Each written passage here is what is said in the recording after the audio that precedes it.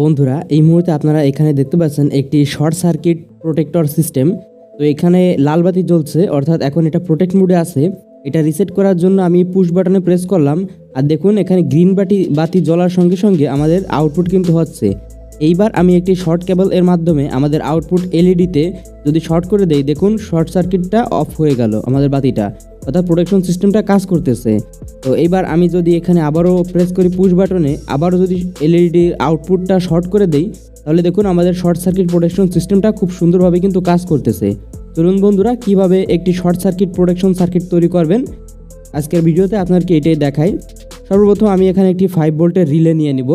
এটা আপনারা 5 ভোল্ট অথবা 6 ভোল্টের নিতে পারেন, বা আপনি যদি বড় কাজের জন্য নেন তাহলে 12 ভোল্টের নিতে পারেন।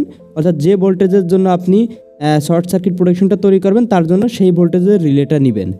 এখানে রিলের কোন কানেকশন কি আপনারা হয়তো জানেন, না জানলেও আপনারা একটু দেখে নিন। তো প্রথমে এই পিনটা নিচের আর এই উপরের এই পিনটা, এই দুইটা হলো আমাদের কয়েলের যে ট্রিপিংয়ের জন্য বা ট্রিগার করার জন্য রিলের ভিতরে যে কয়েলটা থাকে ওই কয়েলের কানেকশন। আর মাঝেরটা হচ্ছে এখানে কমন পিন, আর এই যে নিচেরটা এটা হচ্ছে নর্মালি ওপেন পিন, আর তার উপরে একটা হচ্ছে নর্মালি ক্লোজ পিন। তো এই হচ্ছে রিলের কানেকশন। তো আমি এবার রিলেটার সঙ্গে একটি এই রিলের যে নর্মালি ওপেন পিন যেটা রয়েছে ওইটার সঙ্গে এই নিচের দিকে যে রিলের যে ট্রিপিং পয়েন্ট রয়েছে ওই পয়েন্টের সঙ্গে আমি একটি তারের মাধ্যমে সরাসরি শর্ট করে নেব।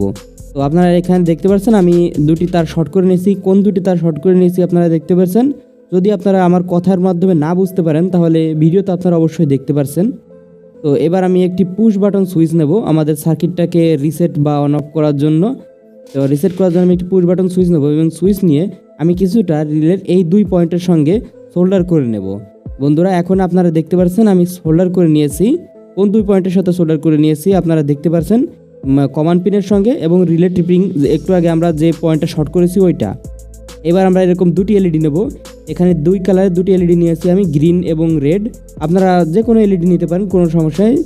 তবে আপনারা এরকম ধরনের দুটি এলইডি নেবেন যেটার যে মাঝে দুটি মাইনাস দুটি এলইডিরই মাইনাস পয়েন্ট সোল্ডার করা থাকবে মাঝে, অর্থাৎ কমান করা থাকবে, আর দুই সাইডে প্লাস পয়েন্ট দুটো ফাঁকা থাকবে।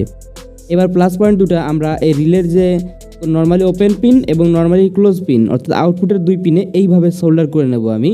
আপনারা দেখতে পাচ্ছেন আমি রিলের কোন দুই পয়েন্টের সঙ্গে সোল্ডার করতেছি। আমার সোল্ডার করা শেষ হয়ে গেছে। আমি রিলের নর্মালি ওপেন পিন এবং নর্মাল ক্লোজ পিনের সঙ্গে সোল্ডার করে নিয়েছি। এবার এই এলইডি দুইটা যাতে কেটে না যায় হাই ভোল্টেজের কারণে, আমি এখানে একটি 1K রেজিস্টর নিয়ে নেব। এই এলইডি দুইটাকে প্রোটেকশনের জন্য একটি 1K রেজিস্টর নিয়ে আমি এলইডির মাঝে যে পিনটা ছিল, অর্থাৎ আমাদের যে মাইনাস যেটা আমরা কমান্ড করেছি ওইখানে একটি লেগ এবং অন্যটি লেগ আমাদের রিলে ট্রিপিংয়ের যে অন্য একটি ফাঁকা লেগ রয়েছে ওই লেগের সঙ্গে আমি সোল্ডার করে নেব কিছুটা এরকমভাবে।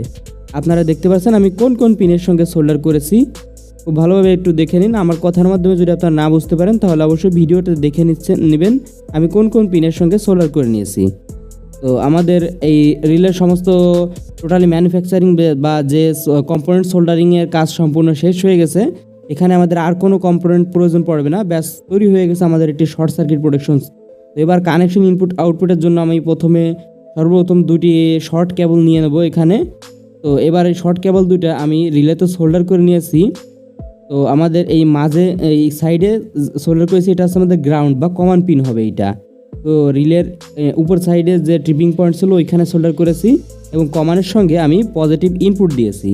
তো এই দুটো তার হচ্ছে আমাদের ইনপুটের তার। এটা হচ্ছে পজিটিভ ইনপুট, আর এই নিচের কালারটা হচ্ছে নেগেটিভ ইনপুট। এই দুটো আমাদের আমাদের ইনপুট হিসেবে কাজ করবে আমাদের সার্কিটের ইনপুট। তো আপনারা একটু ভালোভাবে দেখে নিন আমি কোন কোন পয়েন্টের সঙ্গে সোল্ডার করে নিয়েছি। এরপর আমি আরও দুটো কালো তার শর্ট কেবল নিয়ে নিলাম। নিয়ে কোথায় কোথায় সোল্ডার করেছি আপনারা দেখতে পাচ্ছেন। লাল কেবলটা সর্বপ্রথম আমি এই যে নর্মালি ওপেন যে পিনটা ছিল রিলের ওই পিনের সঙ্গে আমি সোল্ডার করে নিয়েছি। দেখতে পাচ্ছেন বন্ধুরা আমি কোন কোন পিনের সঙ্গে সোল্ডার করেছি, একটু ভালোভাবে দেখে নেবেন যাতে ভুল না হয়। আর ব্ল্যাক কালারটা কিন্তু আমি কমানে সোল্ডার করেছি, অর্থাৎ আমাদের ইনপুট যেখানে হয়েছে ওইখান থেকেই আমাদের আউটপুট হবে নেগেটিভ তারটা, অর্থাৎ নেগেটিভ সবসময় কমান থাকে বা গ্রাউন্ড হয়ে থাকে, তাই এইখানেও নেগেটিভটা গ্রাউন্ড। তো এই হলো আমাদের পজিটিভ ইনপুট আমি কমানে দিয়েছি, এবং পজিটিভ আউটপুট আমি নর্মালি ওপেন যে থাকে রিলের পিন, ওই পিন থেকে আমি নিয়েছি। বন্ধুরা কানেকশনগুলো আমাদের সমস্ত শেষ হয়ে গেছে। আপনারা একটু ভালোভাবে যদি লক্ষ্য করেন তাহলে দেখতে পাবেন আমি কোথায় কোথায় কানেকশন দিয়েছি। এবার আমি আউটপুটের সঙ্গে একটি 5 ভোল্টের এলইডি কানেকশন দিয়ে নিয়েছি আপনাদেরকে এটা টেস্ট করে দেখানোর জন্য।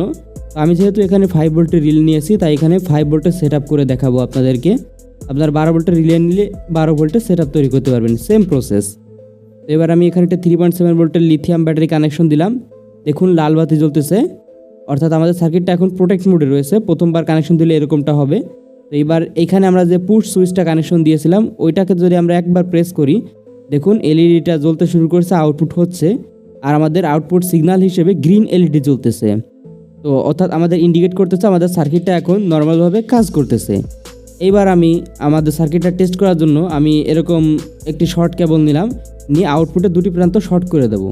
তো দেখুন বন্ধুরা আমি শর্ট করে দিলাম, দেওয়া মাত্র আমাদের এলইডিটা অফ হয়ে গেল কোনো প্রকার ঝামেলা সমস্যা ছাড়াই। আর আমাদের লাল বাতিটা জ্বলতেছে, অর্থাৎ সার্কিটটা এখন প্রোটেক্ট মোডে। আবারও যদি আমি এখানে পুশ সুইচে প্রেস করি আমাদের সার্কিটটা রিসেট হয়ে গেল এবং রিসেট হয়ে আমাদের বাতিটা জ্বলতেছে। তো আবারও আমি বাতির এলইডি আউটপুটে দুই প্রান্ত শর্ট করে দিলাম, তারপরে দেখুন বাতিটা অফ হয়ে গেল। তো ঠিক এইভাবেই শর্ট সার্কিট প্রোটেকশন কাজ করবে আমাদের এই সার্কিটটা। খুব সহজে আপনারা তৈরি করে নিতে পারেন বাড়িতে, কোনো প্রকার কোনো ঝামেলা ছাড়া, একদম লো কস্টে। তো বন্ধুরা ভিডিওটি কেমন লাগলো তা অবশ্যই আপনি কমেন্টে জানাবেন। আর এর পরবর্তীতে কোন বিষয়ের উপর আপনারা ভিডিও চান তা অবশ্যই কমেন্টে মতামত জানাবেন। আমি পরবর্তীতে আপনার মতামতের উপর ভিডিও নিয়ে আসার চেষ্টা করব। আর এই ভিডিওটা যদি আপনার একটু উপকারে আসে তাহলে অবশ্যই চ্যানেলটা সাবস্ক্রাইব করে পাশে থাকবেন। বন্ধুরা আজকের ভিডিও এই পর্যন্তই।